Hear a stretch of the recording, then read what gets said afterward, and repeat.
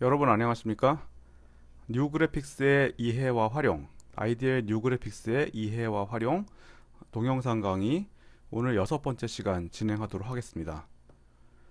지난 5편에 걸쳐서 뉴그래픽스 체계에 관한 어떤 기본적인 얘기, 그리고 플랫 함수를 사용하는 방법, 좀 기본적인 방법들을 소개해 드렸고, 그 다음에 이렇게 그려진 그림을 저장하는 방법 등등에 관해서 지난 시간까지 5편에 걸쳐서 이제 소개해 드렸고요. 오늘부터는 이제 그 2차원 자료 표출이라고 하는 주제로 진행을 할 예정인데요.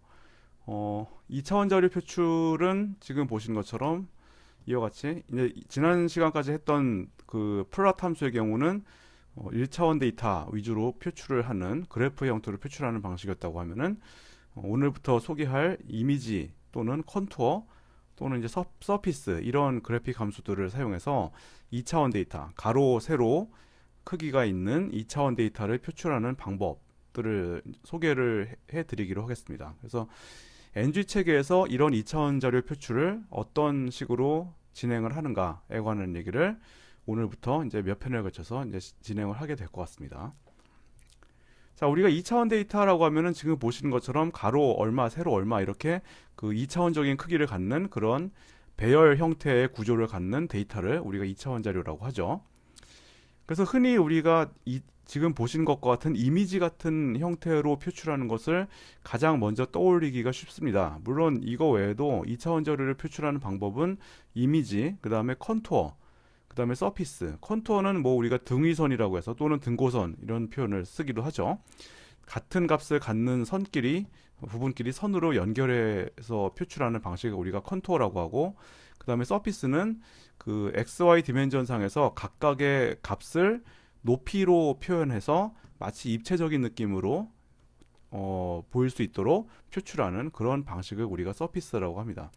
그래서 이미지, 그 다음에 컨투어, 그 다음에 서피스 이런 순서로 차례로 좀 소개를 해보기로 하겠습니다. 그래서 가장 먼저 우리가 그 이미지 방식으로 2차원 데이터를 표출하는 방법에 관해서 설명을 하고자 하는데요. NG 체계에서는 이런 어떤 2차원 데이터를 이미지 형태로 표출하는 데 있어서 이미지라고 하는 함수를, 그래픽 함수를 사용하게 됩니다. 혹시 아이디어를 조금 오래전부터 써오셨던 분들이라고 하면은 아마 그 다이렉트 그래픽스 체계에서 TV 또는 뭐 TVSCL 이런 명령들을 사용해 보셨던 경험이 있으신 그런 유저들도 계실 겁니다. 근데 이제 이런 명령들은 다이렉트 그래픽스 체계에서만 사용되는 방식이고요. NG 체계에서는 이미지 함수라고 하는 것을 사용하는데, 이미지 함수는 사용하는 방식이 보신 것처럼 함수기 때문에 NG 체계에서는 모든 기능들이 다 함수 형태로 제공이 되기 때문에 지금 보시는 것처럼 이미지 괄호 열고 그 안에 표출 대상이 될 2차원 데이터, 그 다음에 나머지 이제 기타 세부 속성들을 결정하기 위한 각종 키워드들이 들어가게 되죠. 자, 그래서 그 우리가 이미지 데이터를 2차원 데이터를 이미지 형태로 표출하는 방법을 이제 보기 위해서 예제 데이터를 좀 만들어서 사용하려고 하는데, 2차원 예제 데이터 이런 식으로 만들어서 사용을 해보려고 합니다. 자, 이 해닝이라고 하는 함수는 우리가 그 가상의 2차원 데이터를 만들 때 흔히 많이 사용되는, 아이디엘에서 많이 사용되는 그런 내장 함수입니다. 그래서 지금 여기서 제가 했 것은 뭐냐면 해닝 함수를 사용해서 600 x 600의 구조를 갖는 배열을, 데이터란 이름의 배열을 만든 건데, 이 데이터란 이름의 배열이 어떻게 만들어진 것인가를 좀 정보를 확인해 보면 헬프 명령 사용해서 보신 것처럼 실수형 값들로 구성되어 있습니다. 실수형 값들로 구성된 600 x 600의 구조를 갖는 배열이다. 그리고 또 중요한 것은 이 배열의 그 원소 값들의 범위, 미니멈 값과 맥시멈 값이 얼마냐 확인해 보면은 0에서 1까지예요.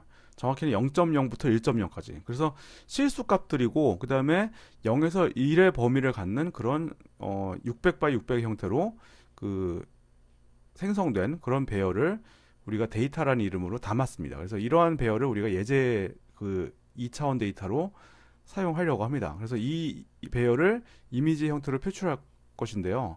그래서 그냥 어차피 제가 콘솔 창에 잠깐 썼지만은 이 내용을 아예 프로그램으로 이제 그 직접 만들어 보려고 합니다. 그래서 여기서 ng 이미지 언더바 1 이렇게 해보죠. 이런 이름의 프로그램을 만들고 여기다가 이제 비슷한 내용을 담기로 하겠습니다. 그래서 해닝 함수를 가지고 가상의 2차원 데이터를 600x 600의 크기로 만드는데 여기서는 이대로 하면은 그 값의 범위가 데이터라는 배열의 값의 범위가 0에서 1까지가 되겠죠. 근데 여기다가 제가 만약에 이런 식으로 100을 곱한다고 하면은 0에서 100까지가 될 겁니다. 범위가. 그래서 이런 식으로 가상의 데이터를 만들기로 하고요. 그 다음에 이미지 표출할 때 그리고 그 전에 뭐 기본적인 정보 확인 뭐 이 내용은 필수는 아닙니다만은 여러분들이 2차원 데이터 표출에 있어서는 이런 식으로 그 대상이 될 데이터 배열에 관한 정보, 기본적인 정보를 미리 이렇게 확인해 두는 것도 나쁘지 않죠. 나쁘지 않은 정도가 아니라 사실 굉장히 중요할 수 있습니다. 그래서 이렇게 어떤 표출 대상이 될 배열에 대해서 기본적인 정보들을 확인하는 습관은 그냥 습관을 들이시는 게 좋을 것 같아요. 자, 그 다음에 실제로 이 데이터라고 하는 2차원 배열을 이미지 형태로 표출하고자 하는데 이전에 그 플롯 경우에도 비슷한 방식으로 했지만은 여기서도 먼저 윈도우 함수를 가지고 그래픽 창을 적절한 크기로 만든 다음에 그 다음에 여기에다가 이제 이미지를 표출할 건데요. 이미지 표출할 경우에는 그래픽 창을 띄울 때 크기를 이미지의 배열 크기와 똑같은 형태로 띄우는 것이 가장 바람직하겠죠. 그래서 이런 식으로 하단의 툴바는 생략하는 형태로 띄우겠습니다. 그래서 이렇게 이미지의 크기와 똑같은 픽셀 크기를 갖는 그래픽 창을 먼저 띄우고 그 다음에 이미지 함수를 사용해서 현재 currently active한 그래픽 창에다가 이미지를 띄워라 라고 하는 의미에서 이런 식으로 이미지를 이제 표출하시면 됩니다. 이 정도까지 이제 작성을 하시고 이미지 함수를 사용하는 가장 기본적인 그 문법만 사용해서 코드를 작성해 봤는데 이 프로그램을 이제 저장하신 다음에 컴파일 실행을 한번 해보시기 바랍니다. 저장 그 다음에 컴파일 실행 해보면은 자 이와 같이 이미지가 떠요. 그래서 뭐 그런대로 이미지가 잘 나온 것처럼 보이고 아까 제가 이제 그 슬라이드 상에서 잠깐 보여드렸지만은 사실 여기서 보여드린 이 이미지나 컨토나 서피스로 표출된 이 데이터가 바로 그 해닝 함수로 만들어진 가상의 2차원 데이터를 이런 식으로 표출한 겁니다. 그래서 뭐 물론 이렇게 화려하진 않지만은 아직까지는 어쨌든 이런 식으로 이미지를 표출을 해봤어요. 근데 지금 이제 보시면 그 몇 가지 주목하셔야 될 부분 중에 몇 가지가 있는데 그 중에 가장 중요한 게 뭐냐면은 이미지가 지금 그래픽 창의 크기가 이 정도고 이미지가 이 안에 좀 여백을 두고 표출이 됐지 않습니까? 근데 우리가 원래 의도는 그래픽 창을 이미지 크기와 똑같은 크기로 띄웠잖아요. 이 목적은 뭐였냐면은 그래픽 창에다가 이미지를 꽉 채워서 표출하기 위해서였는데 지금 보시면 그렇게 표출이 안 됐어요. 여백을 둔 상태로 표출이 되는데 이것은 왜 그러냐면은 이 이미지 함수란 것 자체가요. 기본 설정 자체가 그래픽 창이 있을 때 거기서 적당히 여백을 띄우고 그 다음에 이미지를 표출하도록 되어 있습니다. 얘가.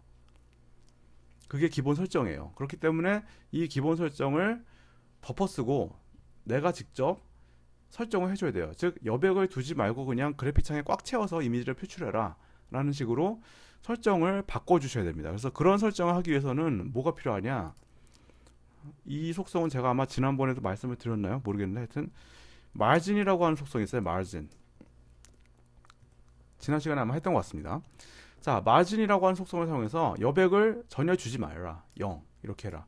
이렇게 하시면은 그럼 그래픽 창에서 이미지를 그 그래픽 창의 크기에 꽉 차게 이런 식으로 표출을 해주게 됩니다. 그래서 여러분들이 이미지 함수를 사용해서 표출하실 때 사전에 그래픽 창을 윈도우 함수로 띄울 때 이미지의 크기에 딱 맞는 크기를 띄웠다. 그래서 그 이미지 크기에 맞는 그래픽 창을 띄운 상태에서 그래픽 창에 전혀 여백을 두지 말고 꽉 차게 이미지를 표출해라.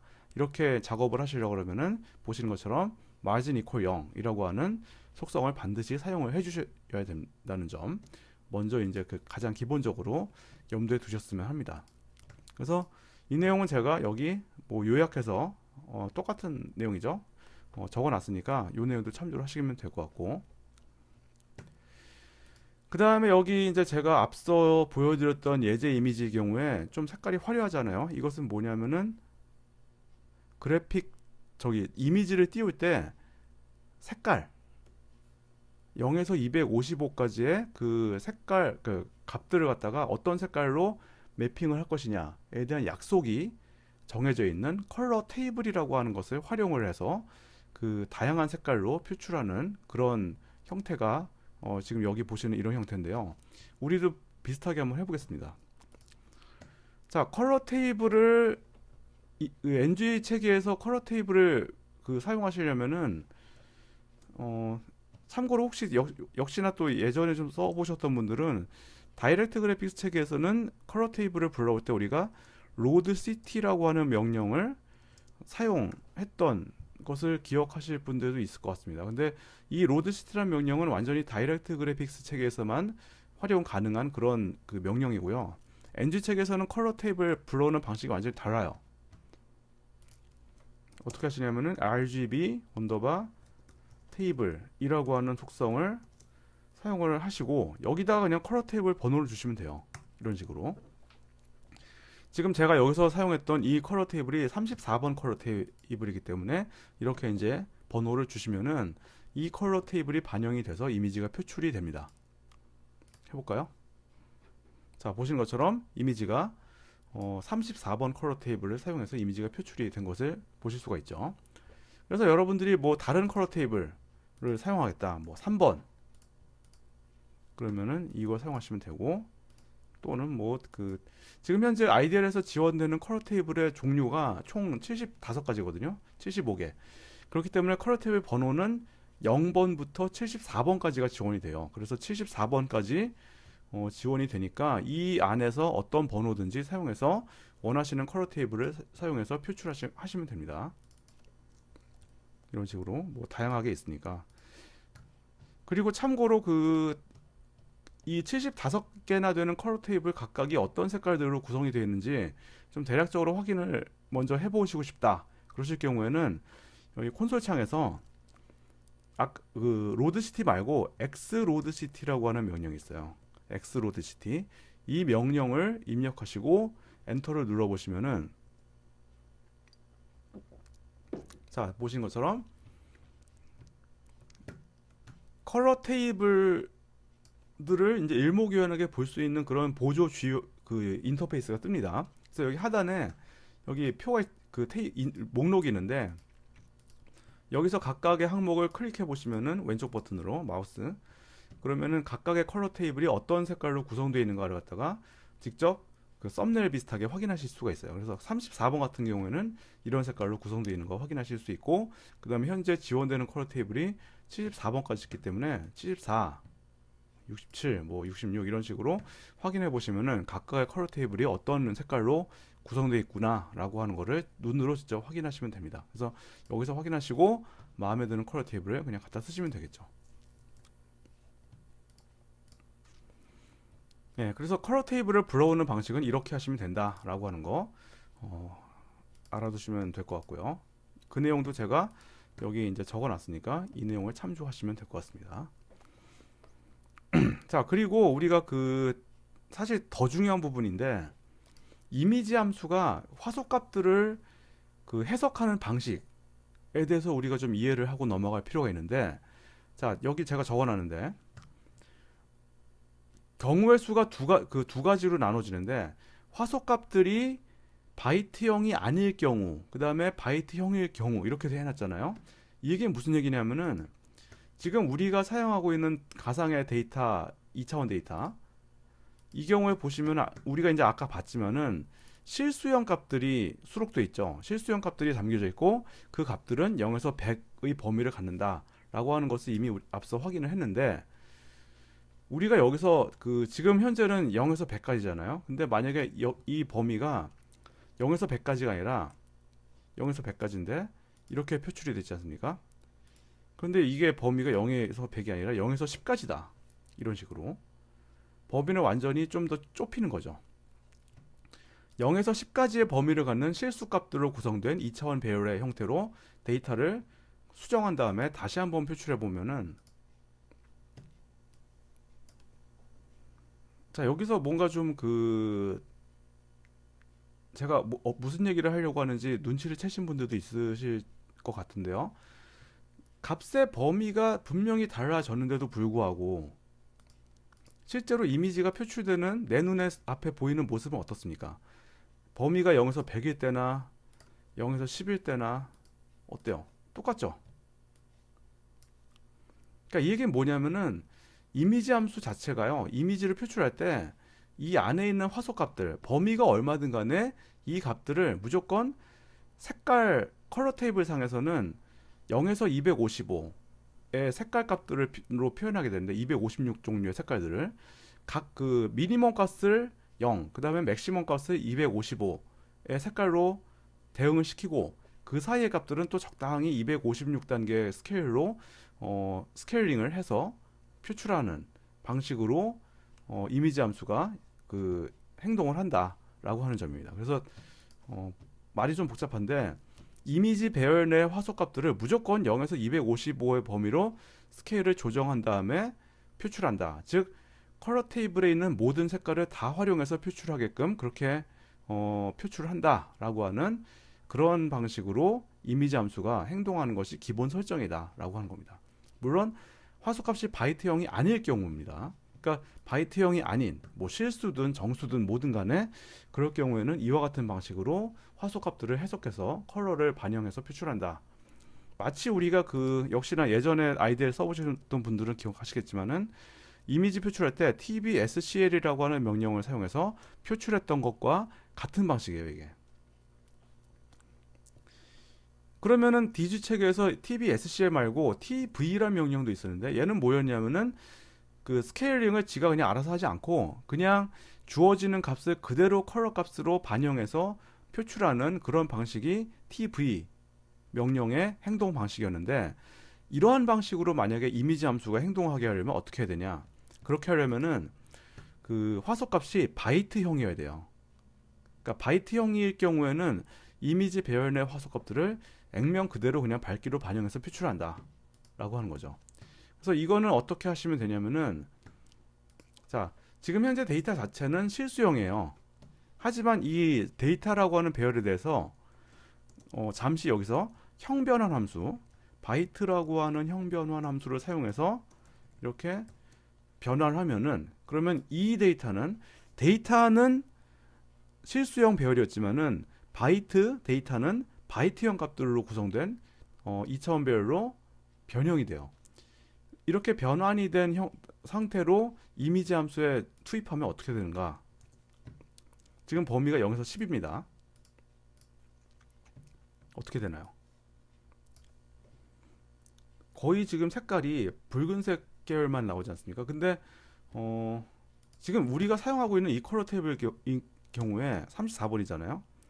34번 컬러 테이블을 보시면 70번이죠. 예, 70번 컬러 테이블 보시면은 이게 0에서 255인데 지금 이 바이트형 값들로 구성된 2차원 배열을 이미지 함수에 투입할 경우에는 이 범위의 값들을 그대로 색깔로 해석한다 라고 하는 거죠. 즉 0에서 10까지면은 0에서 10까지 여기서 그 색깔 값들 중에서 0에서 10이면 어디입니까? 여기가 0에서 255니까 0에서 10이면 여기에요. 이 앞쪽에 있는 붉은색 계열의 색들만 가지고 표출한다라고 하는 거죠. 그러니까 색깔을 풀로 다 활용을 안 해요. 그게 바로 바이트형 값일 경우에 이미지 함수의 그 행동 방식이에요.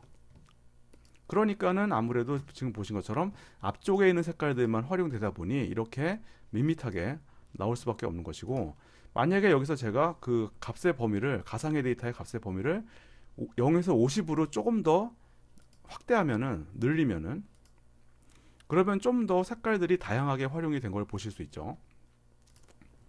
100으로 하면은 0에서 100까지의 색깔들이 활용이 될 것이고, 그 다음에 이게 150으로 가면은 0에서 150까지의 색깔들이 또 활용이 되고, 그 다음에 200으로 가면은 200까지의 색깔들이 활용이 되는 이런 방식으로 표출이 된다라고 하는 겁니다.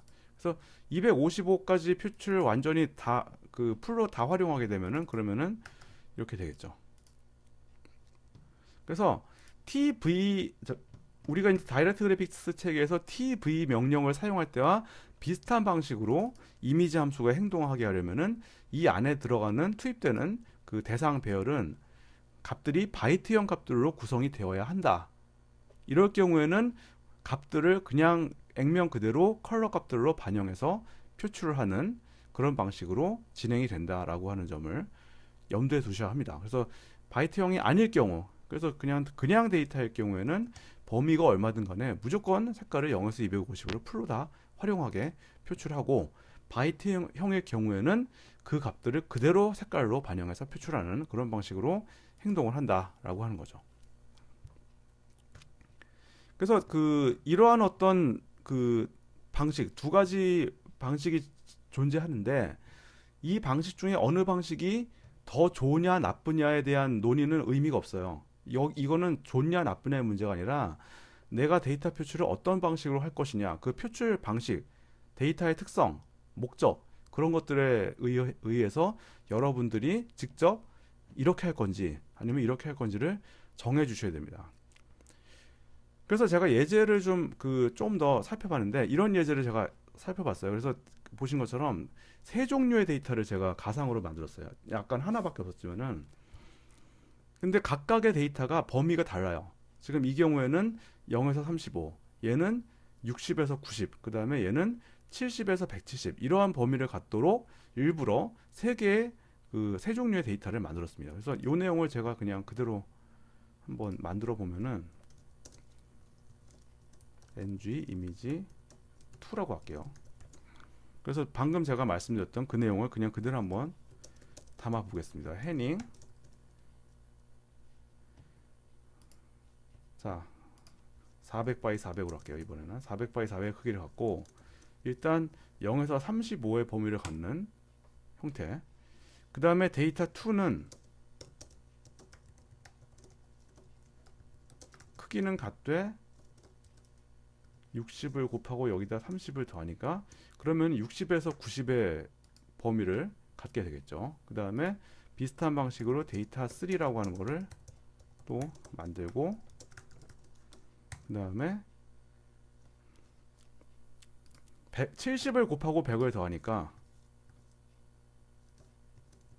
범위는 100에서 170까지가 되겠죠. 그래서 얘는 0에서 35, 그 다음에 두 번째 거는 60에서 90, 그 다음에 얘는 70에서 170까지 각각이 범위가 다른 그런 데이터를 이제 표출하는데, 이 데이터를 이제 어떻게 표출할 거냐, 그래픽 창을 가로 방향으로 길게 띄워서 이 세 개의 데이터를 나란히 표출할 생각입니다. 그래서 dimensions equal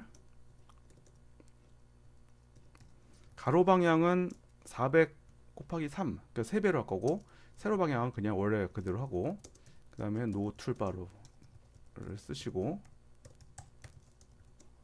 자 이렇게 한 다음에 첫 번째 데이터는 이미지 함수를 가지고 데이터 1을 가지고 표출하는데, 자 current 이건 써주셔야 되고요. 그 다음에 뭐가 또 필요하죠? 마진 이퀄 0도 필요하겠죠. 하나 더 필요한 게 있어요. 이게 필요해요. 레이아웃. 왜냐하면 그래픽 창 하나에 여러 개의 표출을 한꺼번에 할 거니까, 자 가로 방향으로 길쭉한 데이터니 방식이니까 3x 1의 섹터 구조를 갖게 한 다음에 여기서 첫 번째 구획에다가 표출을 한다는 얘기죠.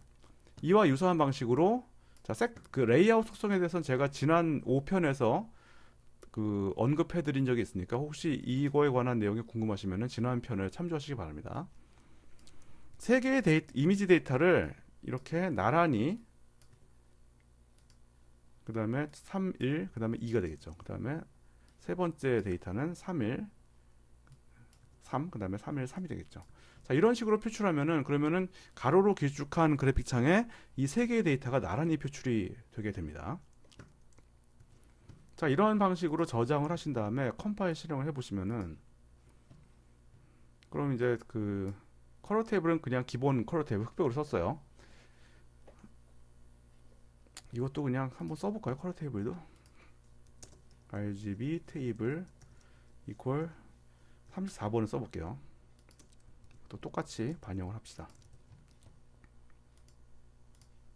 자, 그러면은 보시는 것처럼 범위가 각각의 데이터가 범위가 서로 완전히 다른데 또 불구하고 실제 표출된 모습을 보시면은 세 개가 다 똑같아요. 그러니까 그냥 이 데이터의 실제 내용을 모르는 사람이 보면은 세 개가 다 같은 값을 가지고 있는 것으로 보기 쉽죠. 그럴 수밖에 없죠. 그러니까 이럴 경우에는 사실은 데이터 간의 어떤 절대 비교를 위해서는 이런 식으로 표출하는 것은 바람직하지 않다라고 하는 겁니다. 그러면 이런 식으로 표출되지 않게 하려면 어떻게 될까요?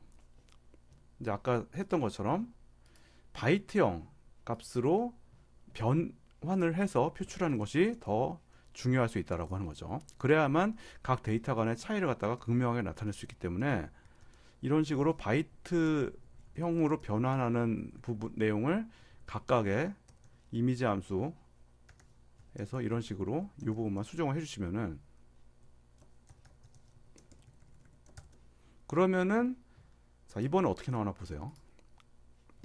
자, 보시는 것처럼 얘는 0에서 35, 그 다음에 얘는 60에서 90, 그 다음에 얘는 70에서 170이니까 컬러 테이블 상에서 정확히 이 값에 해당되는 색깔들만 활용해서 표출을 하게 된 거다라고 하는 것을 여기서 보실 수 있죠. 그래서 이것은 뭐 당연히 다른 컬러 테이블을 활용해 봐도 뭐 확연하게 나타납니다.